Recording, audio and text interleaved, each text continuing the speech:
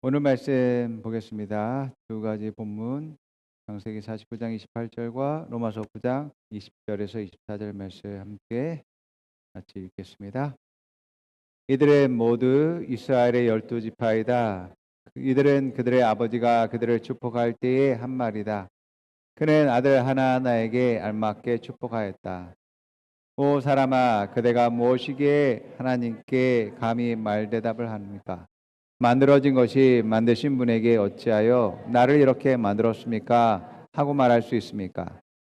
토기장이에게 흙 한 덩이를 둘로 나누어서 하나는 귀한 데에 쓸 그릇을 만들고 하나는 천한 데에 쓸 그릇을 만들 권리가 없겠습니까?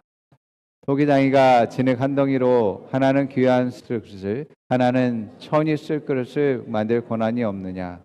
만일 하나님이 그의 진노를 보이시고 그의 능력을 알게 하고자 하사 멸하시기로 준비된 진노의 그릇을 오래 참으심으로 관용하시고 또한 영광 받기로 예비하신 바 공일의 그릇에 대하여 그 영광의 풍성함을 알게 하고자 하셨을지라도 무슨 말을 하리요? 이 그릇은 우리니 곧 유대인 중에서뿐만 아니라 이방인 중에서도 부르신 자니라. 아멘. 예, 오늘 말씀은 분량에 맞게 축복하신 하나님이라는 제목으로 말씀 나눕니다. 야곱이 삶의 마지막에서 자녀들을 다 불러 모으고 한 명 한 명에게 맞게 축복하는 장면이 나옵니다. 이것이 창세기 49장에서 이제 기록하는 말씀인데요. 이 11명의 자녀를 다 불러서 축복하는데 여기에는 야곱의 예언적인 말씀도 있고 또 각 지파를 이루어서 각각의 역할들이 있음을 그것을 알리는 그런 말들을 하는 것을 보게 되어집니다. 그래서 특별히 축복하는 이 자리, 유언하는 그 자리에서 유다와 요셉을 특히 많은 분량의 그러한 말들을 하고 예언을 하고 축복하는 것들을 보게 됩니다. 그런데 우리가 이 야곱의 그러한 예언적이고 축복하는 유언하는 그 말들을 보게 되어지게 되면 그 자녀들이 한 명 한 명의 면면들을 살펴보면 그 자녀들이 뭐 특별하게 뭐 큰 업적을 이루었기 때문에 아버지 야곱이 그 아들을 축복한 것이 아니라는 것입니다. 이 축복과 예언은 하나님의 주권적이고 하나님의 택하시고 선택한 것에 따른 그러한 예언의 말씀이다라는 것을 보게 되어지죠. 전혀 그들의 그러한 삶과 상관없는 그러한 예언도 있지만 삶을 어떻게 살았느냐에 따라서 예언도 반영되는 것을 보게 되어죠. 그래서 야곱이 이 자녀들을 축복하고 예언한 것들을 보게 되면 그들의 과거와 미래에 하나님의 그러한 뜻들이 어떠한지에 대해서 이제 말하는 것을 보게 되어지는데 야곱의 예언적이고 유언적인 축복의 말들을 통해서 삶을 어떻게 살아야 되는지 좀 지금 힘들더라도 정말 말씀을 선택할 수 있고 또 내 감정대로 이제 선택하거나 내 유익에 비추어서 선택하는 게 아니라 바른 선택들이 또한 또 앞으로의 미래에서도 또 바른 길로 인도되고 형통되어진다라는 것을 우리가 알 수 있습니다. 우리는 왜 하나님의 뜻과 계획 안에서만 살아야 되는가? 하나님이 정하신 뜻 안에서만 살아야 되는가? 고민들을 해볼 수 있게 되어집니다. 그러한 것들이 우리 젊었을 때는 참 답답하다라고 생각할 수도 있고 또 아직 성취되어지지 않고 또 모르는 상황 가운데서 과연 그게 뭘까라고 궁금해하는 그런 상황도 있게 될 것입니다. 이러한 상황 가운데서 과연 우리는 어떠한 태도를 갖고 또 어떤 자세를 갖게 될 때 더 큰 하나님의 그런 부르심 안에서 놀라운 축복을 누릴 수 있는지에 대해서 함께 깨닫고자 오늘 말씀을 나눕니다. 야곱의 그 아버지는 이삭이죠. 이삭이 사랑하는 아들은 에서였죠. 왜냐하면 에서는 남자답고 아주 호전적이고 카리스마가 있고 리더십이 있었습니다. 예, 이삭은 에서를 좋아했습니다. 에서가 사냥해서 별미를 만들어 오게 되어져 이제 장자로서의 축복을 주고자 했었습니다. 이러한 의도와는 다르게 밖에서 아내인 리브가가 이 이야기를 듣고서 야곱을 부릅니다. 리브가는 야곱을 좋아했습니다. 야곱은 집안에서 생활하면서 엄마를 잘 도와주게 되고 또 똑똑하고 또 잔머리가 많은 그러한 친구였습니다. 리브가는 야곱에게 에서처럼 내가 꾸미고 내가 양을 요리해서 아버지에게 갖다 드리면 네가 에서의 축복을 받을 거야라고 합니다. 이삭은 눈과 귀가 좀 어두운 상태였는데 야곱이 들어와서 자기가 에서라고 하니까 의심스러웠지만 에서의 온 냄새를 맡으면서 야곱에게 결국 장자의 축복을 하게 되어집니다. 이러한 축복을 다 받고 나서 이제 느지막하게 에서가 사냥을 해서 별미를 만들어서 이제 아버지께 오게 됩니다. 이 야곱이 결국엔 그 에서의 축복을 가르쳤다라는 것을 이삭도 알고 에서도 알게 되어지죠. 그러면서 에서가 막 웁니다. 아버지 앞에서. 아버지, 저에게도 축복해 주세요. 저에게도 똑같은 축복을 해주면 되지 않습니까? 라고 합니다. 그런데 아버지는 내가 이미 야곱에게 너에게 줄 그 축복을 다 줬다라고 이야기합니다. 그때 에서가 왜 그 녀석을 야곱이라고 지었는지 이제 알겠습니다라고 이야기합니다. 그러면서 지금까지 야곱이 자기를 2번이나 속였습니다. 맏아들의 권리를 자기에게 빼앗았고 이번에는 자기가 받아야 될 축복까지 빼앗았다라고 이야기합니다. 아버지, 제게도 축복을 해주세요라고 큰 소리로 울게 되어집니다. 야곱에게도 이어지게 되어집니다. 창세기 48장 18절에서 19절입니다. 읽어드리겠습니다. 아닙니다, 아버지. 이 아이가 맏아들입니다. 아버지의 오른손을 큰 아이의 머리에 얹으셔야 합니다. 그러나 그의 아버지는 거절하면서 대답하였다. 나도 안다, 내 아들아, 나도 안다.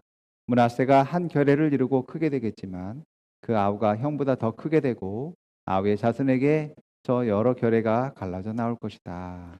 요셉의 생각은 장자가 더 큰 축복을 받아야 된다라고 생각하죠. 그런데 하나님은 우리의 생각과 다르다라는 것을 알 수 있습니다. 세상처럼 먼저 되고 또 능력이 크고 또 지혜가 많고 그러한 자를 더 크게 사용하는 것이 맞다라고 생각하지만 하나님은 다른 뜻과 계획들을 가지고 계시다라는 것을 알 수 있습니다. 그러면서 나중된 자가 먼저 되게 되고 또 무능력하고 무지한 자가 더 위로 올라가는 그러한 일들을 하시는 것을 보게 됩니다.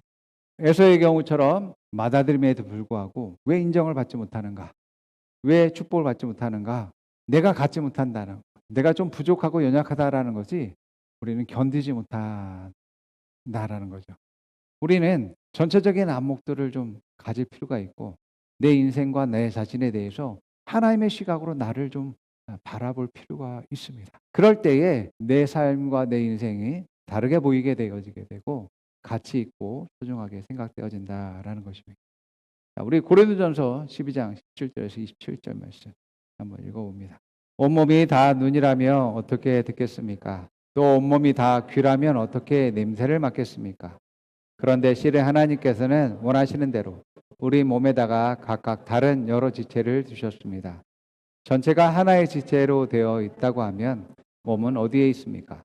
그런데 실은 지체는 여럿이지만 몸은 하나입니다. 그러므로 눈이 손에게 말하기를 너는 내게 쓸데가 없다 할 수가 없고 머리가 발에게 말하기를 너는 내게 쓸데가 없다 할 수 없습니다. 그뿐만 아니라 몸의 지체 가운데서 비교적 더 약하게 보이는 지체들이 오히려 더 요긴합니다. 그리고 우리가 더 명예스러운 것으로 여기는 지체들에게 더 풍성한 명예를 덧입히고 볼품없는 지체들을 더욱더 아름답게 꾸며줍니다. 그러나 아름다운 지체들은 그럴 필요가 없습니다. 하나님께서는 몸을 골고루 짜 맞추셔서 모자라는 지체에게 더 풍성한 명예를 주셨습니다. 그래서 몸에 분열이 생기지 않게 하시고 지체들이 서로 같이 걱정하게 하셨습니다.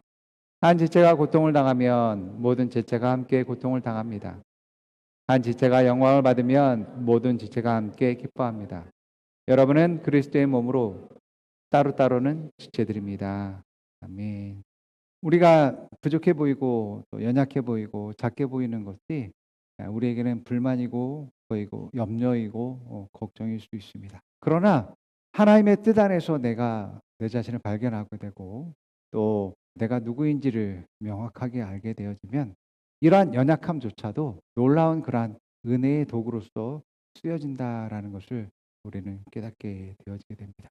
여러분들이 하나님의 뜻 안에 있게 되어지면 여러분의 그 연약함과 부족함은 그것 때문에 죽을 수 없습니다.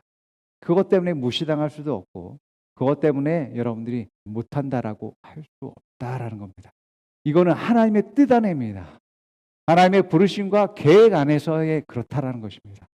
여러분의 하나님의 뜻 밖에서는 여러분의 능력으로서 세상을 살아가야 되는 그러한 존재이지만 여러분들이 아버지 안에서 살아가는 그 자녀의 그러한 삶을 살고 또 부르심의 사명의 삶을 살게 되어지게 되면 하나님의 그러한 보호하심과 또 은혜로 말미암아서 넉넉하게 이길 수 있고 모든 것을 할 수 있는 존재가 된다라는 것을 여러분들 기억하기 바랍니다. 그래서 바울은 내가 약할 때 강해진다라고 이야기합니다. 특별히 우리가 이러한 하나님의 뜻 안에서 내 자신을 발견하고 또 하나님의 그러한 은혜를 발견하는 도구로서 내 자신이 쓰여진다라는 것을 깨닫게 될 때 비로소 나를 사랑할 수 있는 사람이 되어지게 되어집니다. 그리고 나의 연약함마저도 부족함마저도 제대로 인정할 수 있고 또 그것을 극복할 수 있는 것들 또한 소망하고 또 믿음으로 나아가게 되어지는 일들이 일어나게 되어지는 거죠. 성경은 사람을 어떤 그릇으로 표현하기도 하고요. 양적으로 표현하는, 분량으로 표현하는 글들을 우리가 발견하게 되어집니다. 세 가지의 말씀 한번 읽어보겠습니다. 주께서 이르시되 가라, 이 사람은 내 이름을 이방인과 임금들과 이스라엘 자손에게 전하기 위하여 택한 나의 그릇이다. 큰 집에는 금그릇과 은그릇만 있는 것이 아니라 나무 그릇과 젖은 귀하게 쓰이고 어떤 것은 천하게 쓰입니다. 그러므로 누구든지 이러한 것들로부터 자신을 깨끗하게 하면 그는 주인이 온갖 좋은 일에 요긴하게 쓰는 성별된 귀한 그릇이 될 것입니다.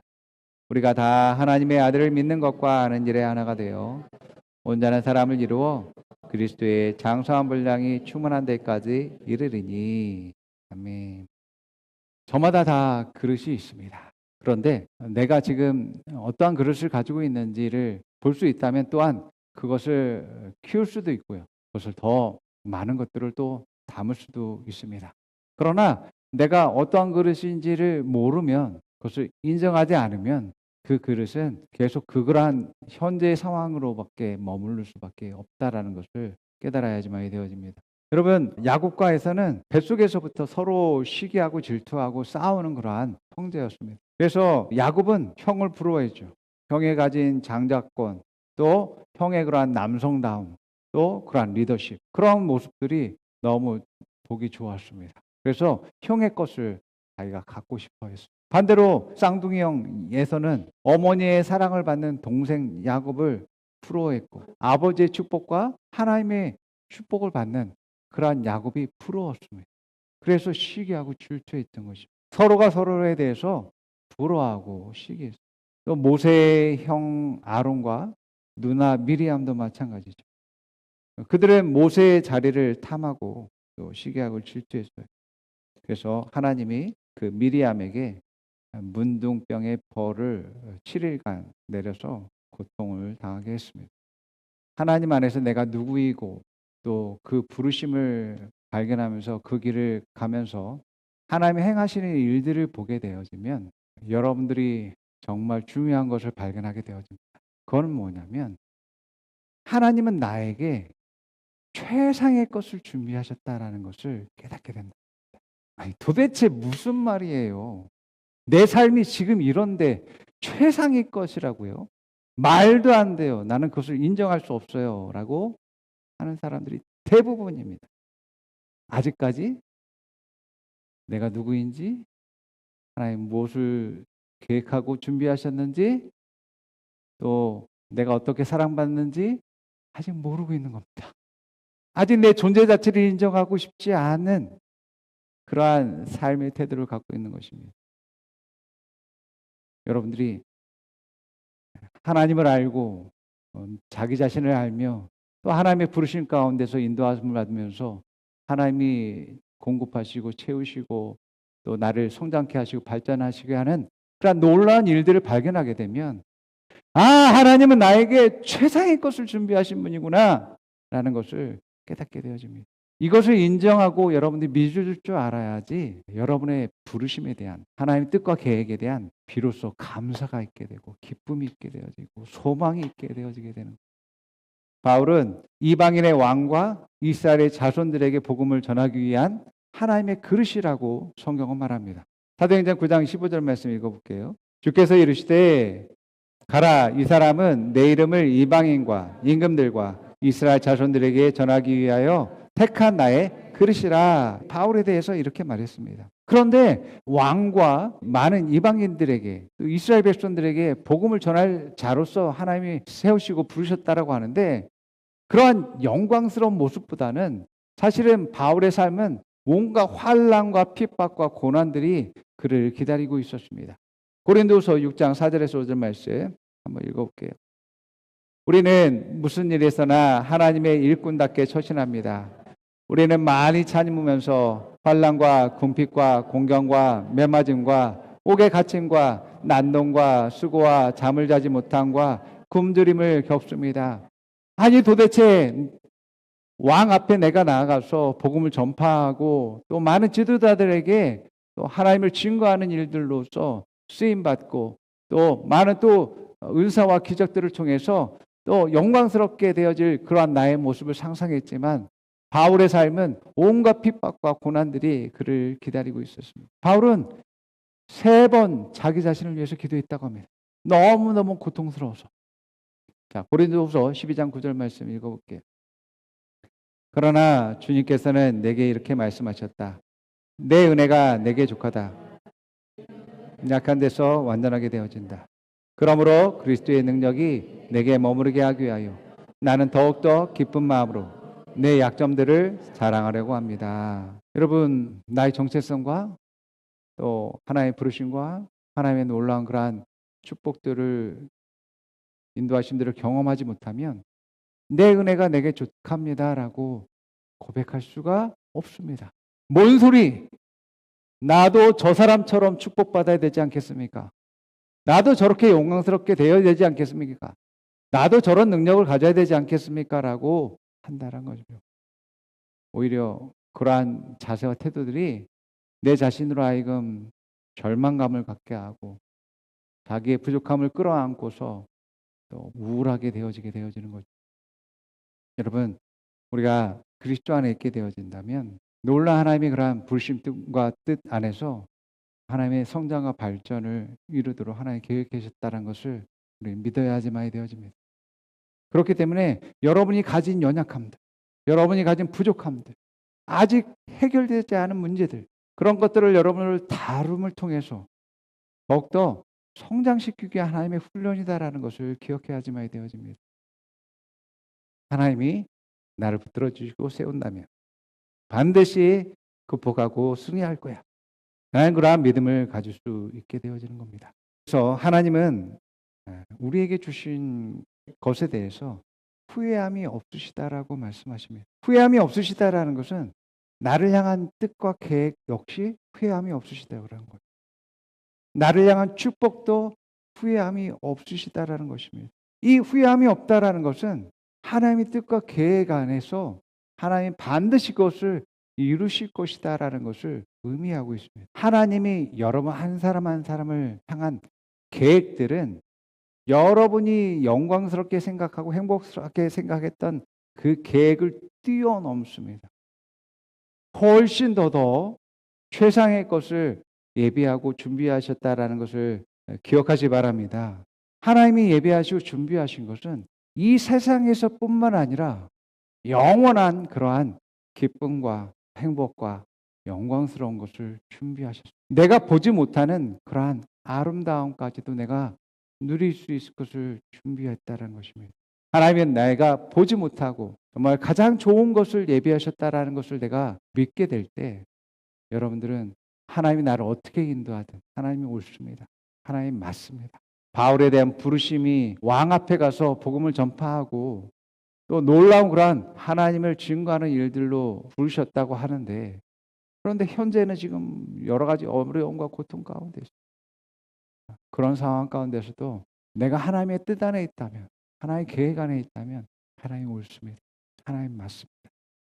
그럴지라도 내가 그 자리에 있겠습니다. 라고 하는 것이 맞습니다. 자, 로마서 11장 29절 이것을 3가지 버전으로 한번 읽어볼 거예요. 하나님의 은사와 부르심에는 후회함이 없으신 하나님께서 주시는 고마운 선물과 부르심에는 초래되지 않습니다. 하나님의 선물과 부르심에는 뜻을 돌이키는 일이 없느니라. 아유, 널 줬는데 내가 잘못 줬다. 내가 너에게 좀 적게 줬나 봐. 내가 실수했어. 라고 하지 않는다는 겁니다. 내가 준 너의 은혜와 축복들과 뜻과 계획들 정확해. 틀림없어. 최상이야. 하나님은 우리의 부르심에 절대 후회함이 없으십니다. 최상의 것을 주셨기 때문에 그렇습니다. 그러면 정말 나는 이 정도밖에 안 되는 건가? 나는 이 그릇이고 이 분량인데 정말 이렇게 그냥 죽을 때까지 이렇게 살아야 되는가? 하나님은 내가 성장하는 것을 원하지 않는가? 우리는 그렇게 생각할 수 있는데 절대 그렇지 않습니다.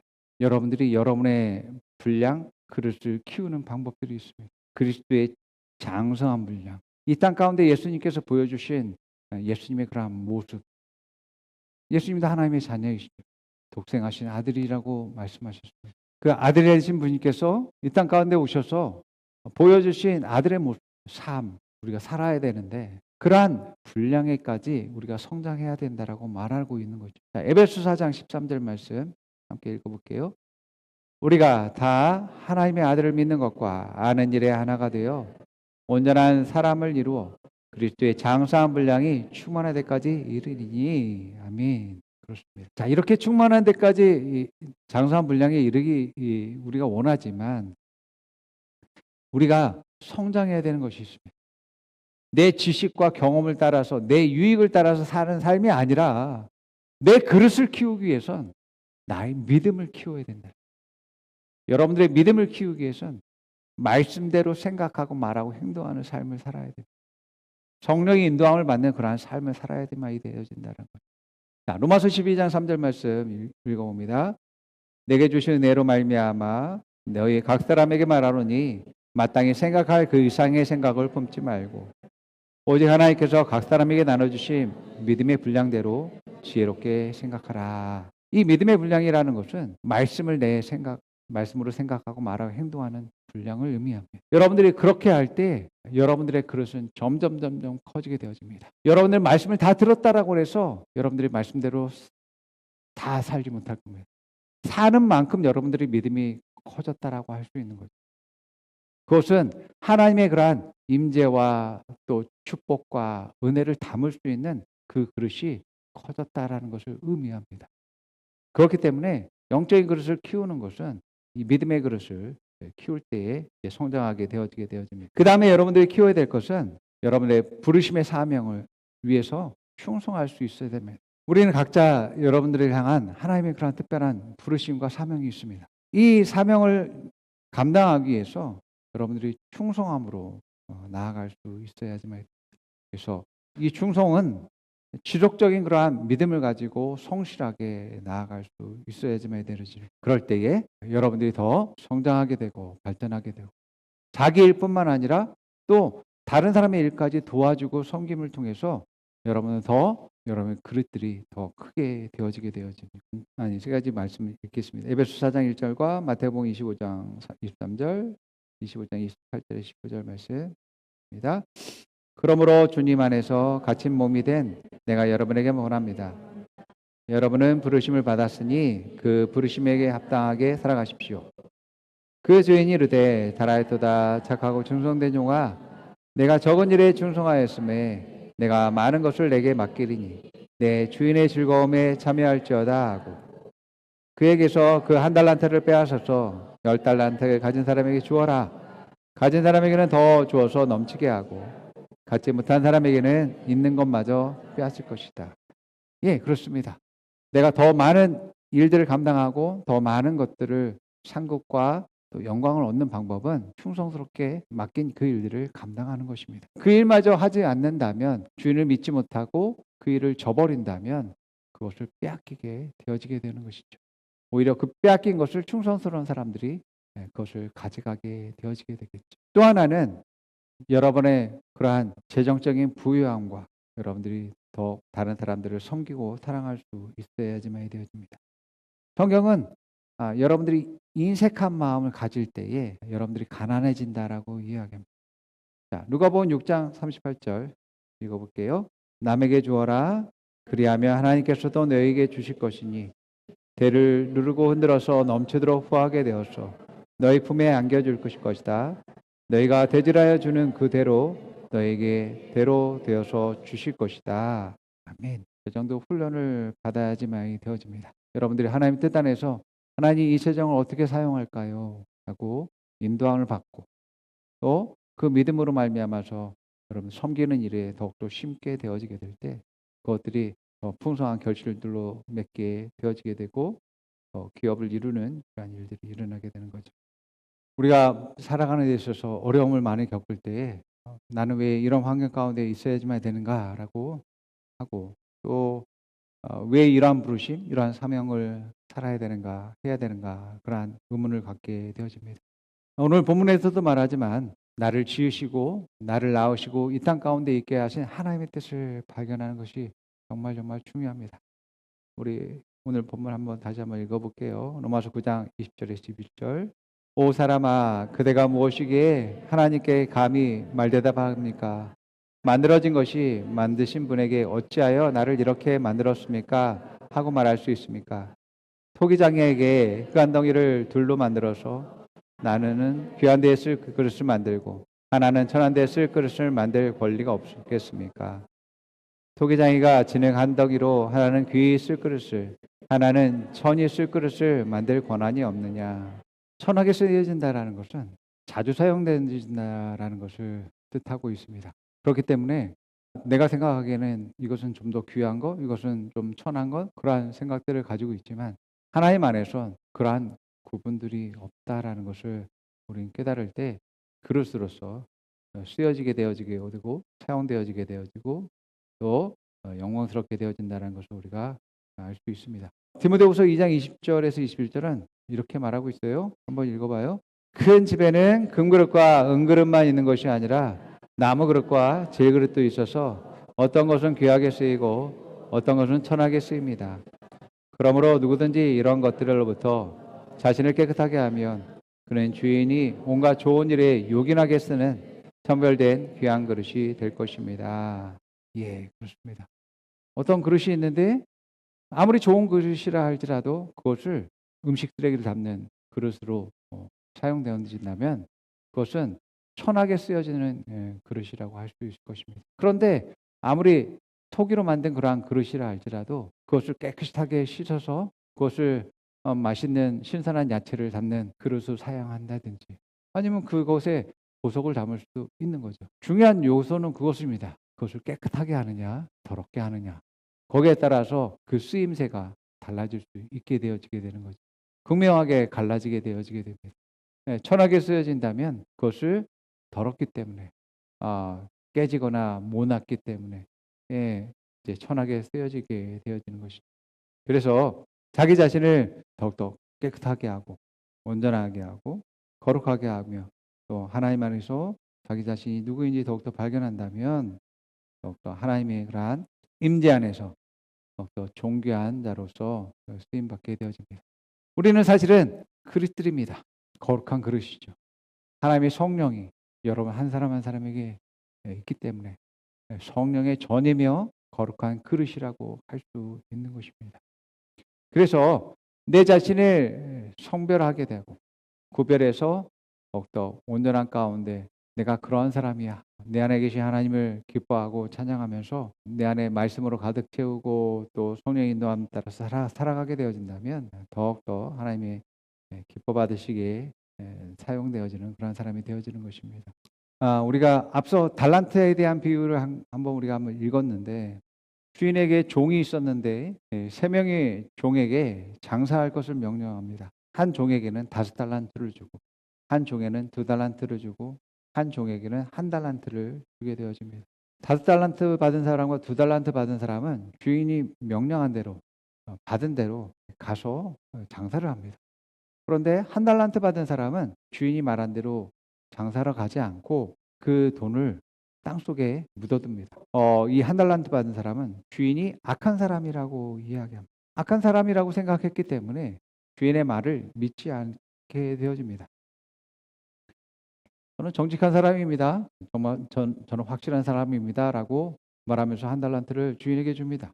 주인의 생각은 이 1달란트 받은 사람과 전혀 다르죠. 주인은 그 1달란트를 통해서 배의 유익을 얻을 수 있을 것이라고 그것을 계획했습니다. 그런데 이 한 달란트 받은 사람은 그것을 믿지 않았다라는, 주인의 말대로 했다라면 주인의 칭찬도 있었을 것이고 더 많은 것들로 그 사람에게 맡겼을 것이죠. 그런데 이 한 달란트 받은 사람이 주인을 악하게 보고 믿지 않았기 때문에 오히려 주인이 준 한 달란트를 빼앗아서 5달란트를 받은 사람에게 줍니다. 그리고 이 한 달란트 받은 사람을, 그 종을 쫓아내게 되어지게 되는 거죠. 우리는 저마다의 가진 분량들이 있는데, 여러분들이 여러분의 그릇을 변화시키는 것은 여러분이 자신이 누구인지를 깨닫고 말씀으로써 여러분들의 생각과 삶을 변화시키는 일들을 하셔야지만 되어집니다. 그리고 분명한 하나님의 뜻과 계획과 부르심이 있다라는 것을 깨닫고서 그대로 나아가면, 그렇게 충성스럽게 살다 보면 하나님이 역사하시고 일하십니다. 여러분의 삶에서.